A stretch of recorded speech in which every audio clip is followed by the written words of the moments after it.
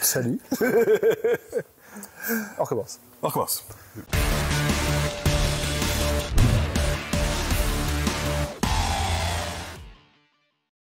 Hey, salut les amis, bienvenue sur la chaîne de NetEpic Palladium. NetEpic Palladium, le jeu pour faire de grandes batailles dans l'univers de 40K.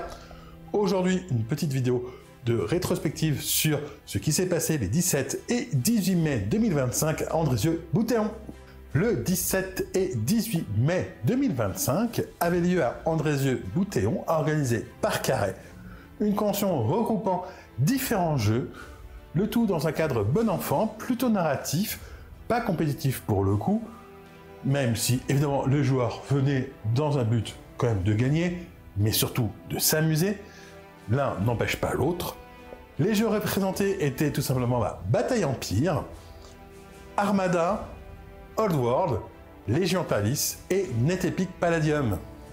Avec plus d'une quarantaine de joueurs, l'ensemble s'est très bien passé grâce aux différents organisateurs, en particulier grâce à Carré. Je vous laisse découvrir l'interview des différents responsables des différents jeux. Pour la partie NetEpic et Légion Palace, c'était moi-même. Je vous ferai un petit résumé de ce qu'on a fait en fin de vidéo.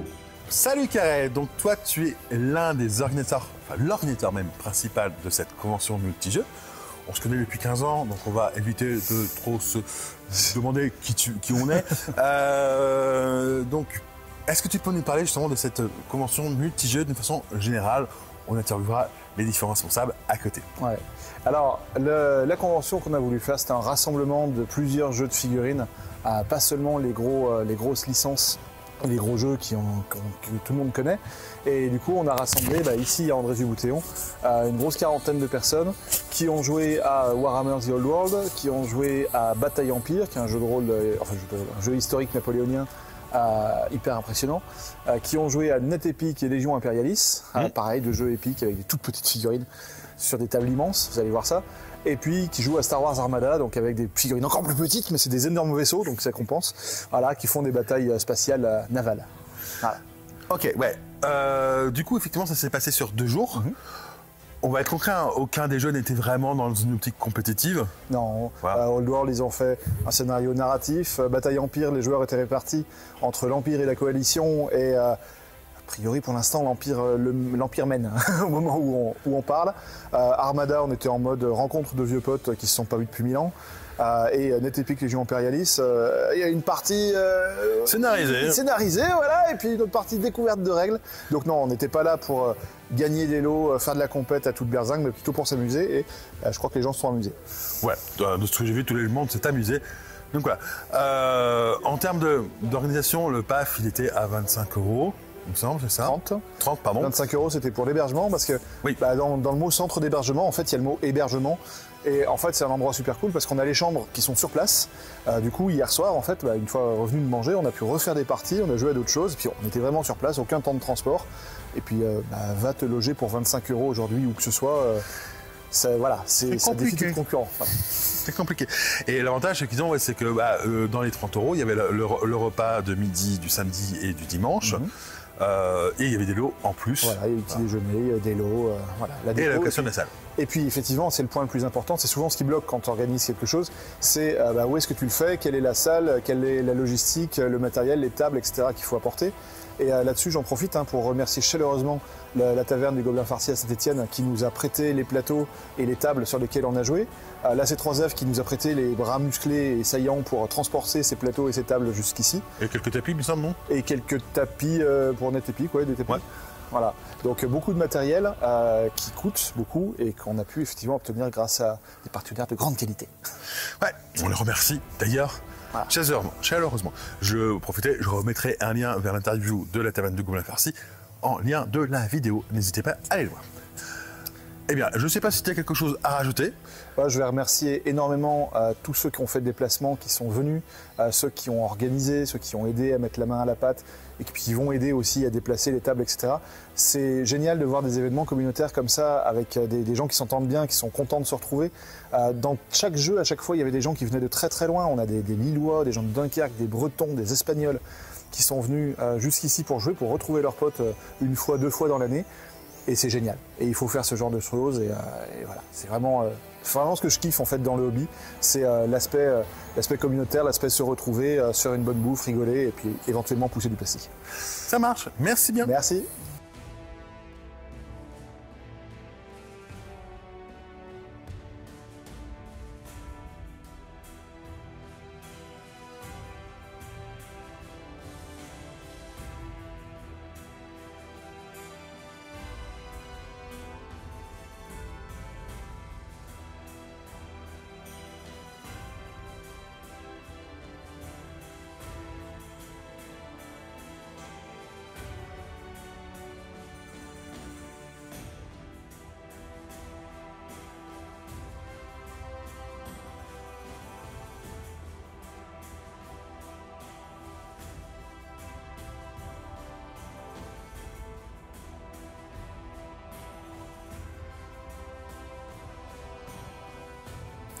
Bien, bonjour, je suis avec Hervé. Salut Hervé, ça va? Bonjour, ça va?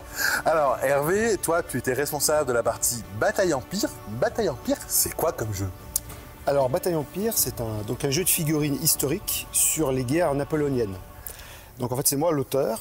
Donc c'est un jeu qui se joue à différentes échelles. On peut jouer avec des figurines en 15 mm la plupart du temps, mais on peut aussi jouer avec des figurines en 28 mm. Et donc on fait des petites batailles fictives. On peut faire soit des batailles un peu style tournoi. En fait, on a un budget de 200 points. On joue environ en 3 heures de jeu. Ou alors, on peut faire aussi des beaucoup plus grosses batailles pour reconstituer des batailles historiques. Ça nous arrivait, par exemple, de refaire la bataille d'Essling, à Spern-Essling, sur 2 jours. Donc, on était à 8 joueurs, 4 dans chaque camp. Voilà, donc c'est un jeu qui est assez historique. Qui n'est pas des plus simples, il y a pas mal de subtilités, mais il permet de bien représenter les batailles napoléoniennes avec toutes les différentes caractéristiques des armes et des troupes de l'époque. Voilà. D'accord. Alors tu as un petit livre, vas-y. Voilà, je peux vous présenter, donc voici le livre. Donc en fait, le livre, donc il y a toute une partie règles et il y a aussi la partie donc, des listes d'armées. C'est-à-dire qu'on a toutes les nations de l'époque, donc les Français, Anglais, Autrichiens, Russes, Prussiens, etc., avec des armées selon les différentes époques, les différents théâtres d'opération, avec un budget. Et donc le joueur peut choisir de jouer l'armée, par exemple les Autrichiens, l'armée de Bohême, et puis il va avoir le droit à tel ou tel type de troupe avec un certain budget. Voilà. D'accord.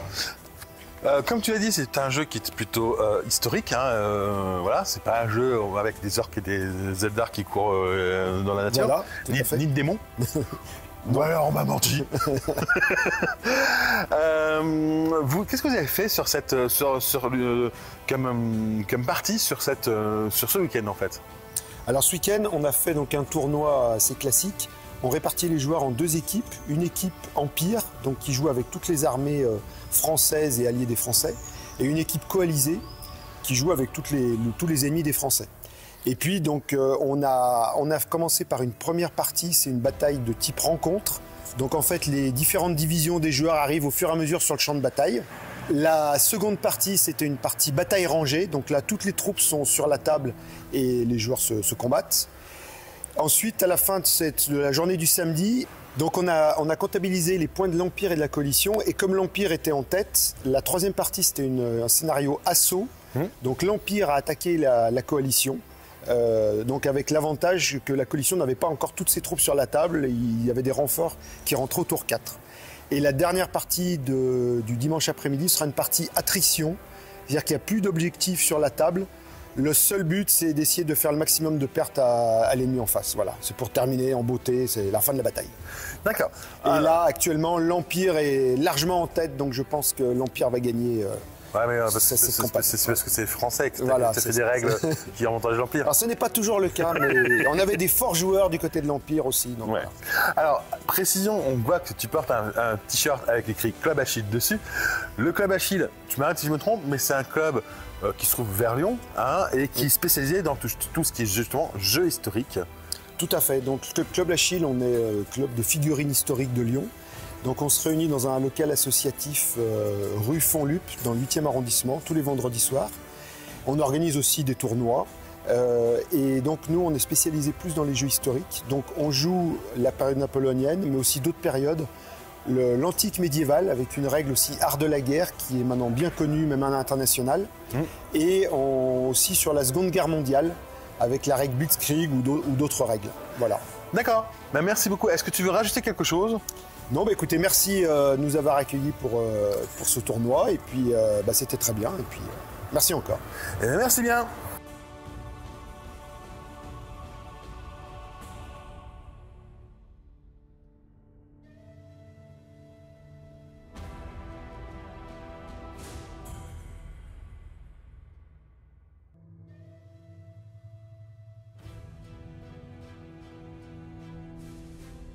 Bien, bonjour David, comment tu vas? Ça va très bien et toi?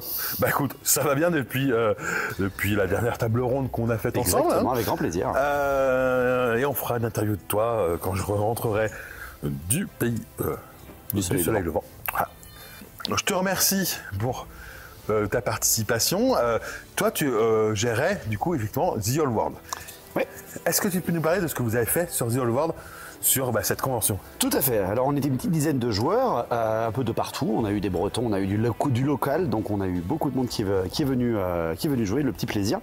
On avait une trame narrative pour nous, donc on avait 5 parties sur le week-end, 3 le samedi, 2 le dimanche, avec 5 équipes de 2 joueurs, avec de l'ordre, de la destruction et du chaos, chacun son camp, pour une mini-campagne. En gros, ils avaient une mini-campagne qui s'appelait la Gemme de l'éther. Ils avaient un objet à récupérer et ils devaient ramasser morceau par morceau sans se faire piquer les morceaux par les autres. Voilà, donc ça a été une bonne petite course et là on est juste avant la finale. Donc ça va peut-être se taper très fort dessus. D'accord. Est-ce que tu peux nous présenter un petit peu The Old World pour ceux qui ne connaissent pas? Alors Warhammer The Old World, c'est un jeu qui est arrivé en janvier 2024. C'est un jeu donc très récent et surtout qui a été republié par sa maison mère qui est Games Workshop. C'est un jeu qui vient de Warhammer et c'est un jeu qui est basé sur Warhammer Battle, un jeu qui s'est arrêté en 2014 après plusieurs dizaines d'années d'existence. C'est un jeu qui est régimentaire, donc socle carré en régiment bien serré, avec des monstres, de la magie, des cavaleries, des infanteries, des tireurs, bref, de la dark fantasy comme on aime. D'accord. Et est-ce que tu peux nous présenter un petit peu ce que tu fais, même si on va développer quand même lors de ton interview, mais ouais, en quelques mots, qu'est-ce que toi tu fais? Je mettrai le lien de ta chaîne Twitch, puisque on te retrouve essentiellement sur Twitch. Donc, et sur YouTube. Et sur YouTube aussi. Ah. Qu'est-ce que je fais? En fait, quand le jeu s'est arrêté, moi je n'ai jamais arrêté. Le jeu en 2014, j'étais un mordu depuis 2005, je n'ai jamais arrêté le jeu. Et justement, en fait, j'ai créé en 2017, donc finalement pas si longtemps que ça, bientôt 10 ans, ça fait mal, une chaîne YouTube. Un petit peu dans l'inspiration de la guerre au garage à l'époque, qui venait aussi d'arrêter les vidéos, qui était une chaîne de rapports de bataille, c'est-à-dire je filmais mes rapports de bataille, et surtout aussi beaucoup une idée de partage du lore, de l'histoire de cet univers, de ses règles, de ses figurines, bref, une petite chaîne de hobby. Voilà. D'accord. Mais merci bien. Est-ce que tu as quelque chose à rajouter avant de passer la main à la personne suivante? Eh ben, cet événement a été organisé par des gens très courageux de base, parce que c'est l'événement du Wargame, on sait tous que c'est compliqué, surtout que c'était une échelle très ambitieuse et très belle. C'est un peu dommage qu'on ait dû un tout petit peu réduire les inscriptions et la taille de notre événement, mais notre événement a réussi. Les gens sont tous extrêmement contents. Les joueurs sont venus de loin, même on a eu des étrangers pour d'autres gammes de jeux que tu présenteras certainement avec les invités. Oui. Et je tiens vraiment à féliciter l'organisation. Merci aussi d'avoir pensé à moi pour organiser le petit morceau d'Old World où qu'on soit 200 ou qu'on soit 10, la passion est exactement la même de toute façon. Tout à fait. Merci bien David. Merci à toi.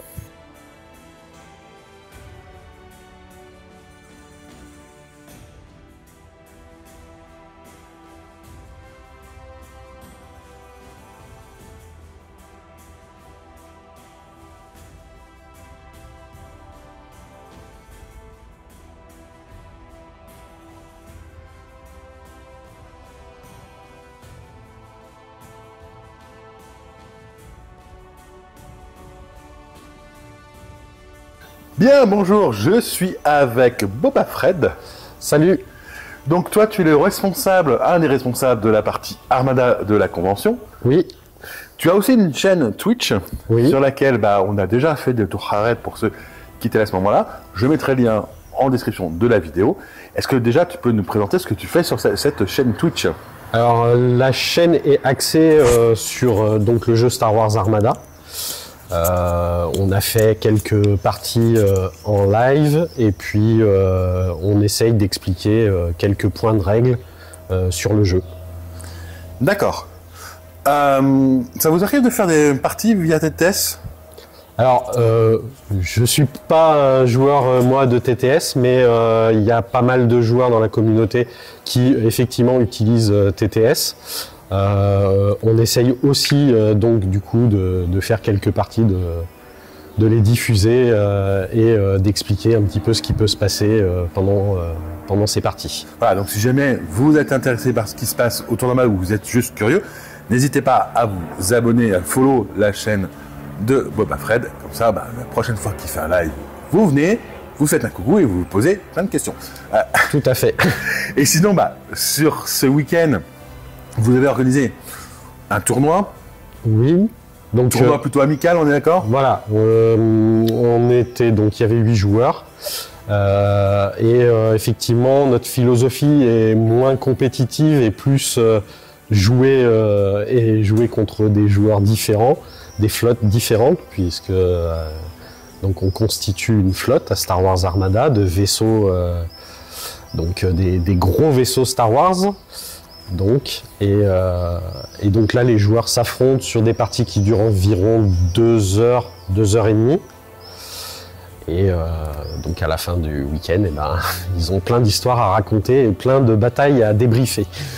Oui, et puis du coup, vu que l'aspect compétitif n'est pas très développé, ça permet vraiment de passer des bons moments et surtout se dire, voilà, si un joueur très bon tombe contre un joueur qui débute, le joueur qui est très bon va lui donner des conseils, tout ça. Voilà. C'est ça, on est dans il y a le partage, donc effectivement, il y a, effectivement, il y a une partie débrief des parties, expliquer, tiens, pourquoi tu as fait tel choix, voir pourquoi dans ta liste, finalement, tu as mis tel vaisseau et pas telle amélioration. Enfin, bon, après, il y a des améliorations, tout un tas de petites choses, et effectivement, c'est plus un échange qu'une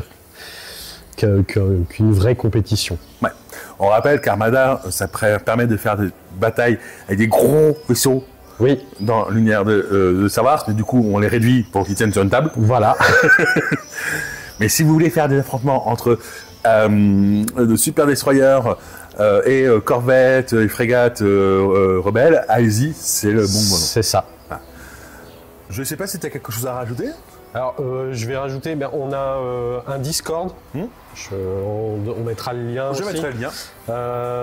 Sur lequel, si vous voulez avoir des renseignements, vous êtes les bienvenus. Et puis, parce que malheureusement, le jeu n'est plus distribué de manière officielle, donc nous, on pourra orienter les éventuels joueurs intéressés, voire trouver peut-être dans vos régions des gens qui peuvent vous faire des petites démonstrations ou des petites parties pour jouer. Ça marche. Merci beaucoup. Merci à toi.